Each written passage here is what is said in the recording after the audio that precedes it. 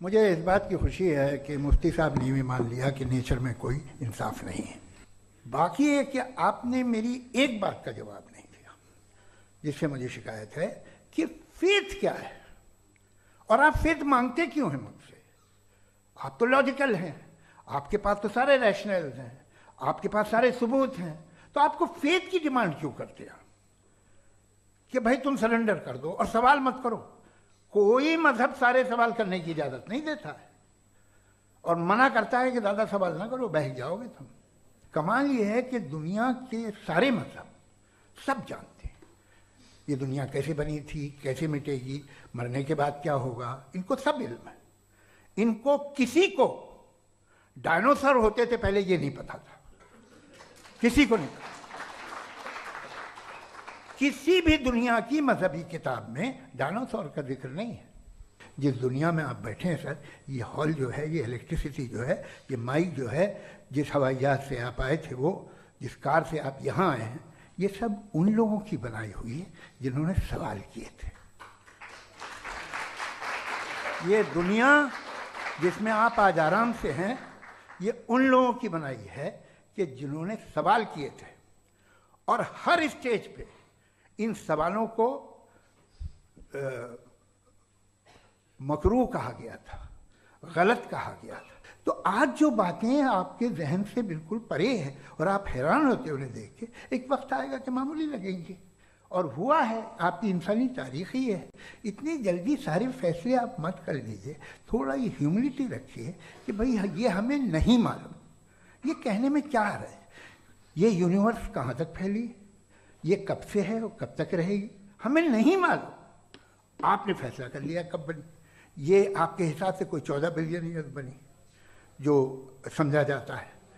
उससे पहले हजारों करोड़ों अरबों साल तक खुदा बैठा क्या कर रहा था? खामोश बैठा था, ऐसे ही जमाइयाँ ले रहा था। फिर उसे आइडिया आया, यार एक काम करते, वक्त अच्छा गुजर जाएगा, यूनिवर्स पर आपसे सोचिए।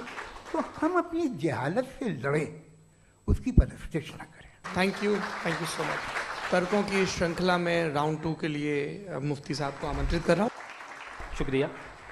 जनाब जावेद अख्तर साहब कई मर्तबा दोहरा रहे हैं कि फेथ का मतलब बताइए, फेथ का मतलब बताइए। मैंने बता दिया, फेथ सही भी होता है, गलत भी होता है। और आज हम फेथ पे बात नहीं कर रहे, हम ट्रुथ और डज गॉड एग्जिस्ट पे बात कर रहे हैं। क्या डज गॉड एग्जिस्ट, ये ट्रुथ यानी गॉड है या नहीं है, इसमें से दोनों ट्रुथ क्या है। अब आप उसे फेथ कह लें, बिलीफ कह लें, नॉट माई बिजनेस। उसके बाद आपने कहा कि भाई सवाल करने से मजहब रोकता है। मैं कहता हूं जो रोकता है वो रोकता होगा, मैं नहीं रोकता। बल्कि सवाल करें, सवाल करना चाहिए। सवाल कर करके तो हम आगे बढ़ते हैं, तरक्की करते हैं, और इसीलिए मैं आज यहां पे आया हूं। लेकिन सवाल सिर्फ खुदा से नहीं होगा, आपसे भी होगा। सवाल एथिज्म से भी होगा, सवाल सिर्फ मजहब से नहीं होगा, सबसे होगा। और आज मैं सवाल करूंगा और उम्मीद है कि आप जवाब देंगे। अभी तक आपने वैसे कॉन्टिंजेंसी आर्गुमेंट का कोई जवाब नहीं दिया है। चलें, आपने कहा यूनिवर्स के बारे में इटर्नल क्यों नहीं बोल देते। ये चूंकि लॉजिकली पॉसिबल ही नहीं है कि यूनिवर्स इटर्नल हो। यूनिवर्स एक कॉन्टिंजेंट चीज है जो टाइम एंड स्पेस के पाबंद है, टाइम एंड स्पेस से बाउंड है। जो टाइम एंड स्पेस से बाउंड होगा वो कॉन्टिंजेंट होगा, जो कॉन्टिंजेंट होगा वो उसकी बिगिनिंग हुई होगी, जिसकी बिगिनिंग हुई होगी वो इटर्नल नहीं हो सकता। ये तो कॉमन सी बात है।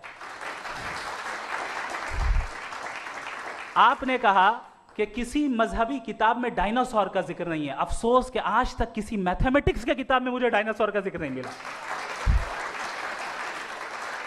तो इसका मतलब मैथमेटिक्स की किताब बेकार है? नहीं, उसका वो टॉपिक नहीं है। रेवलेशन का और मजहबी किताबों का टॉपिक ये नहीं है कि आपको आके बताए साइकिल कैसे बनाते हैं, या आकर ये बताएं कि जो है डायनासोर कब था। वो तो मोरालिटी सिखाने आया है, गॉड के बारे में बताने आया, नॉन फिजिकल रियलिटी की हकीकत को सिखाने के लिए आया।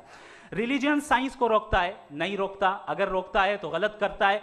रिलीजियन साइंटिज्म को रोकता है, जिसमें हमारे जावेद साहब मुब्तला हैं।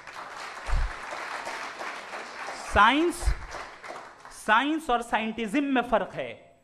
साइंटिज्म यह है कि आप समझें कि साइंस और साइंटिफिक मेथोडोलॉजी ये नॉलेज को हासिल करने का वाहिद सोर्स ऑफ नॉलेज है। यह है साइंटिज्म, हम इसे रिजेक्ट करते हैं। उसके बाद उन्होंने कहा कि भाई हमें नहीं मालूम।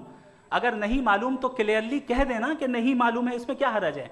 तो वही तो मैं कह रहा हूं ना कि आप कह दें कि नहीं मालूम, लेकिन क्लेम क्यों कर रहे हैं कि गॉड एग्जिस्ट नहीं कर रहा है। आखिरी चीज, इन्होंने कहा कि खुदा दुनिया बनाने से पहले 150 साल पहले या करोड़ों साल पहले क्या कर रहा था। अरे हजरत, चलें, बहरहाल मैं जवाब दे देता हूं, आप हमारे रिस्पेक्टेड पर्सनालिटी हैं, अगर आप नहीं होते तो मैं ऐसे एंटरटेन ही नहीं करता। टाइम, ये 100 साल पहले या 100 साल बाद, पहले बाद में अभी, ये वो अल्फाज हैं जिनका ताल्लुक टाइम से है। टाइम शुरू ही हुआ है यूनिवर्स की बिगिनिंग के बाद, तो उसके पहले खुदा क्या कर रहा था, सवाल इलॉजिकल है, ये फेलेसी है। यानी आप ये कह रहे हैं कि यूनिवर्स के बनने से पहले खुदा क्या कर रहा था, टाइम के बनने से पहले, पहले का ताल्लुक टाइम से, टाइम उस वक्त था ही नहीं, तो ये सवाल ही इनवैलिड है खुदा के ताल्लुक से।